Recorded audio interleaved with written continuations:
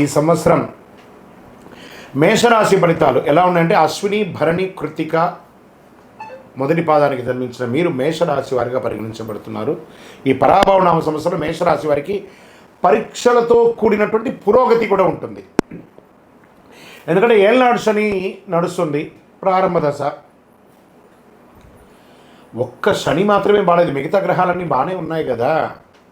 ధైర్యం క్రమశిక్షణ ఉంటే ఈ సంవత్సరం మంచి మార్పులు తీసుకొస్తారు. ఈ గ్రహ గోచార స్థితి ఈ సంవత్సరంలో మొత్తం శని మీ మీనరాశిలో 12వ స్థానంలో సంచరిస్తున్నాడు. ఇది ఏళ్ళనాటి శని యొక్క ప్రారంభ దశ అని చెప్పచ్చు. అనవసర ఖర్చులు పెరుగుతాయి, దీనివల్ల విదేశీయ సంబంధాలు పెరుగుతాయి, మానసిక ఆలోచనలు ఎక్కువ అవుతాయి, ఆధ్యాత్మిక వైపు మొగ్గు చూసే అవకాశాలు ఉన్నాయి. ఈ సంవత్సరం ప్రారంభంలో గురుడు 3వ ఇంట ఉంటాడు. జూన్ 2, 2026 గురు 4వ ఇంటికి కర్కాటంలోకి ప్రవేశిస్తున్నారు. అక్టోబర్ 31, 2026 గురు 5వ ఇంటికి సింహంలోను. జనవరి 25, 2027 ప్రగతిలో తిరిగి మళ్ళీ 4వ ఇంటికి వస్తున్నారు. ప్రభావం విద్య మరియు జ్ఞానాభివృద్ధి ఉంటుంది. గృహంలో సౌకర్యం పెరుగుతుంది. పిల్లల విషయంలో వివాహాది శుభకార్యాలు ఉపనయనాదులు చేసే అవకాశాలు ఉన్నాయి. ఈ సంవత్సరం రాహు కేతు ఎలా ఉన్నారంటే సంవత్సర ప్రారంభంలో రాహు 11వ ఇంట్లో, కేతు 5వ ఇంట్లో ఉన్నారు. డిసెంబర్ 6, 2026 రాహు 10వ ఇంట మకరంలోను, కేతు 4వ ఇంట కర్కాటంలోనూ ఉంటారు. దీనివల్ల ఏమవుతుంది?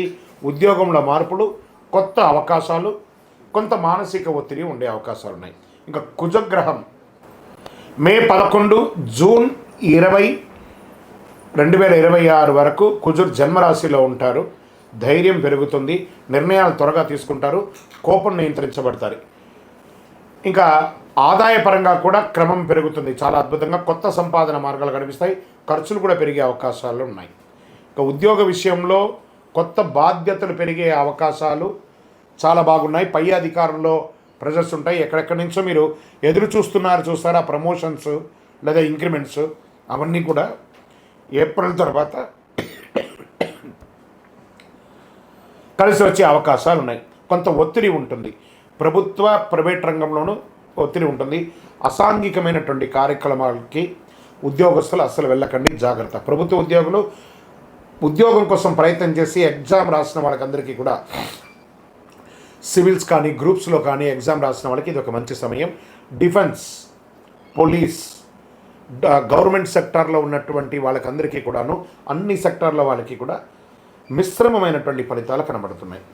ఇంకా వివాహాది శుభ కార్యక్రమాలకు వచ్చేటప్పటికీ ఎన్నో రోజులుగా ఆటంకమయ్యేదంతా కూడాను ఈ ఉగాది తర్వాత మంచి సంబంధాలు, రాముని కళ్యాణం అయిన తర్వాత మీకు మంచి అవకాశాలు, స్త్రీ పురుషులు ఇరువురికి కూడా వచ్చే అవకాశాలు ఉన్నాయి. సంతాన యోగ్యం కూడా మీకు కలిగే అవకాశాలు ఉన్నాయి.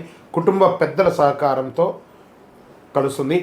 ఈ ప్రేమ వ్యవహారంలో ఉన్నవాళ్ళు కాస్త పెద్దలతో ఒప్పించి చేసుకోండి, లేదా ఇబ్బంది పడే అవకాశాలు ఉన్నాయి.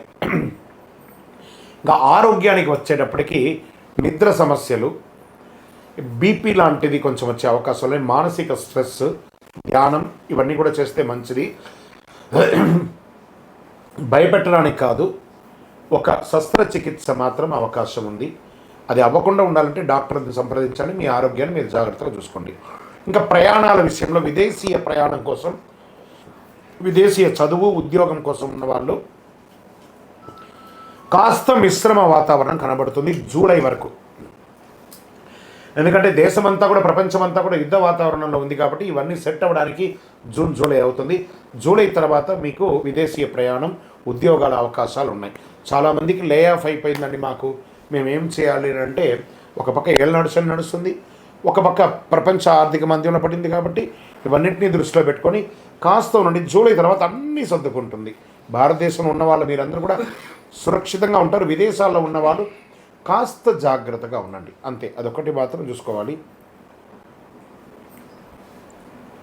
ఇక వ్యాపారస్తులుగా ఉన్న వాళ్ళు చూస్తారా, వ్యాపారస్తులు, ఇండస్ట్రీస్ అంతా కూడా పెడుతున్న వాళ్ళకి ఈ సంవత్సరం అద్భుతమైనటువంటి కాలఘట్టం అని చెప్పచ్చు. చాలా అద్భుతంగా ఈసారి వ్యాపారం ఉండబోతుంది. ఎక్సలెంట్గా ఉంటారు. కొంచెం చిన్న ఇబ్బందులు శని భగవానుడు, ఎందుకంటే నాలుక మీద వచ్చి కూర్చుంటున్నాడు శని భగవానుడు. కాస్త